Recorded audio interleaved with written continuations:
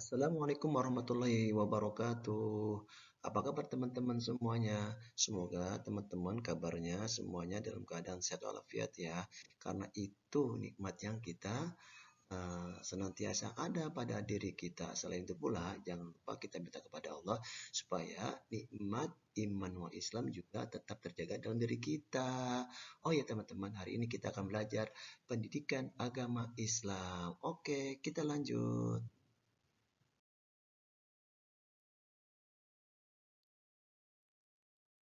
Nah, teman-teman, coba bayangkan ada seorang anak yang rela disembelih oleh ayahnya.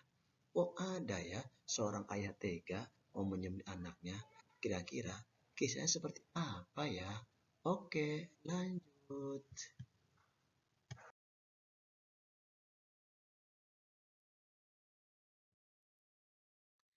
Nah, teman-teman, ternyata kisah anak yang rela mau disembelih itu ada dalam kisah Nabi Ismail alaihissalam. Nah, sekarang kita akan belajar tentang kisah Nabi Ismail alaihissalam.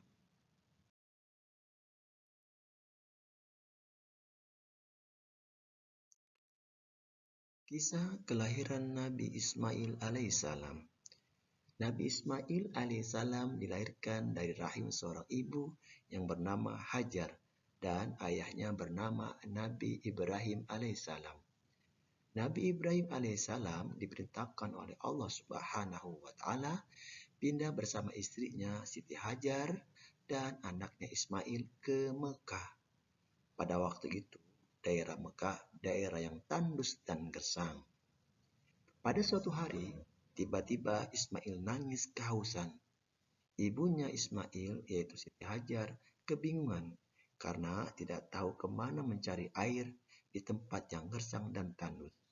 Siti Hajar berlari untuk mencari air dari Bukit Safa ke Bukit Marwah, namun tidak menjumpai sumur atau air. Sudah berusaha semaksimal mungkin, Siti Hajar mencari air buat anaknya Ismail, namun tetap saja tidak mendapatkan air. Tiba-tiba kaki Ismail menendang-nendang tanah, lalu muncullah air. Siti Hajar pun mengumpulkan air sambil berkata, "Zam, zam, zam, zam," yang berarti berkumpullah. Sejak saat itulah sumber air tersebut dinamakan air Zam-Zam sampai sekarang.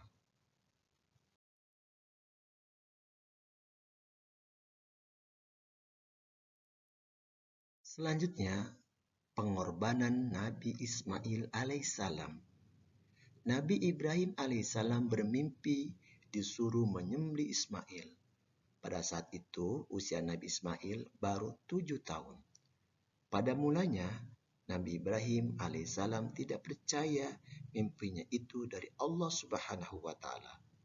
Pada malam yang kedua dan ketiga, Nabi Ibrahim alaihissalam bermimpi hal yang sama. Akhirnya, Nabi Ibrahim alaihissalam yakin bahwa mimpinya itu datangnya dari Allah Subhanahu wa taala. Nabi Ibrahim menceritakan mimpinya kepada Ismail dan meminta pendapatnya. Ismail berkata, "Wahai ayahku, lakukanlah apa yang Allah perintahkan kepadamu. Insya Allah, ayah akan mendapatiku sebagai orang yang berhati sabar." Nabi Ibrahim alaihissalam pun melaksanakan apa yang diperintahkan oleh Allah Subhanahu wa taala, yakni menyembelih Ismail. Mereka berdua pergi ke bukit tempat penyembelihan. Kemudian Ismail dibaringkan oleh Nabi Ibrahim alaihissalam bersiap-siap menyembelih Nabi Ismail alaihissalam. Allah Subhanahu wa taala kemudian menggantikan Ismail dengan seekor domba yang gemuk. Allah Subhanahu wa taala menguji keimanan Nabi Ibrahim alaihissalam dan Ismail. Keduanya berhasil melalui ujian tersebut. Dan ini menjadi dasar pelaksanaan kurban di hari raya Idul Adha.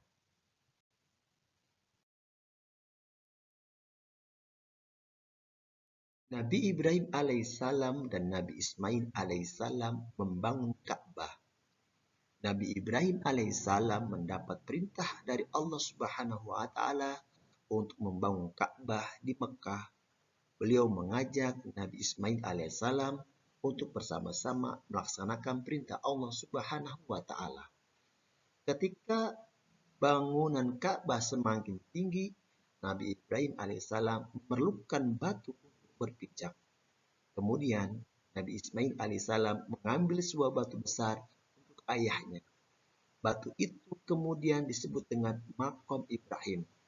Di batu itu terdapat bekas pijak telapak kaki Nabi Ibrahim alaihissalam sampai sekarang ada di Mekah. Bangunan Ka'bah berbentuk kubus.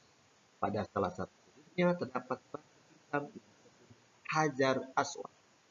Nabi Ibrahim alaihissalam dan Ismail berdoa kepada Allah Subhanahu wa taala, "Ya Allah, terimalah amal kami. Sesungguhnya Engkau Maha mendengar lagi Maha mengetahui. Ya Allah, jadikanlah kami berdua orang yang tunduk dan patuh kepadamu."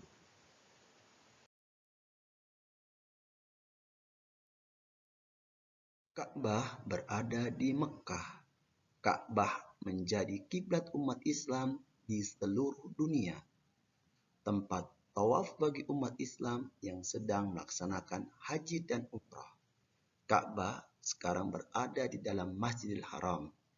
Ka'bah disebut juga Baitullah atau rumah Allah Subhanahu wa taala.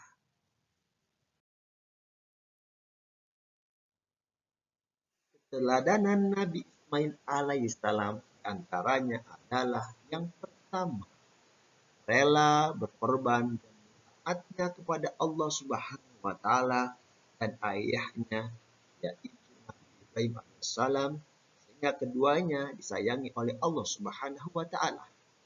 Kedua, teladan Nabi Ismail alaihissalam adalah hormat dan patuh kepada kedua orang tuanya.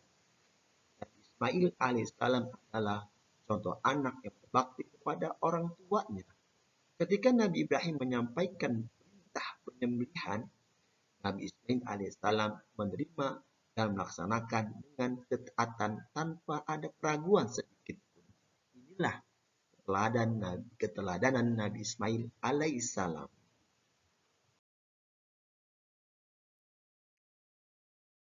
Demikianlah kisah yang singkat dari seorang anak yang rela dan mau disembelih, yaitu Nabi Ismail alaihissalam. Karena mengikuti perintah Allah Subhanahu wa taala, akhirnya anak tersebut, yakni Nabi Ismail alaihissalam, tidak jadi disembelih oleh ayahnya, yaitu Nabi Ibrahim alaihissalam. Ini adalah buah dari ketaatan kepada Allah Subhanahu wa taala yang pada akhirnya Nabi Ismail diganti dengan seekor domba yang gemuk. Oke teman-teman, hikmah atau pelajaran yang kita ambil dari kisah Nabi Ismail alaihissalam buat kita adalah jadilah anak yang taat kepada Allah Subhanahu wa taala dan rela berkorban serta berbakti kepada kedua orang tua. Amin ya Allah ya rabbal alamin.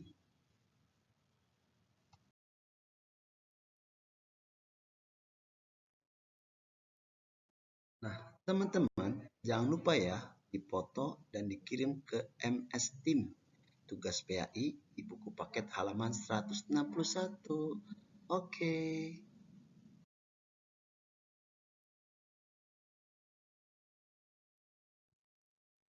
Terima kasih semuanya. Syukron. Wassalamualaikum warahmatullahi wabarakatuh.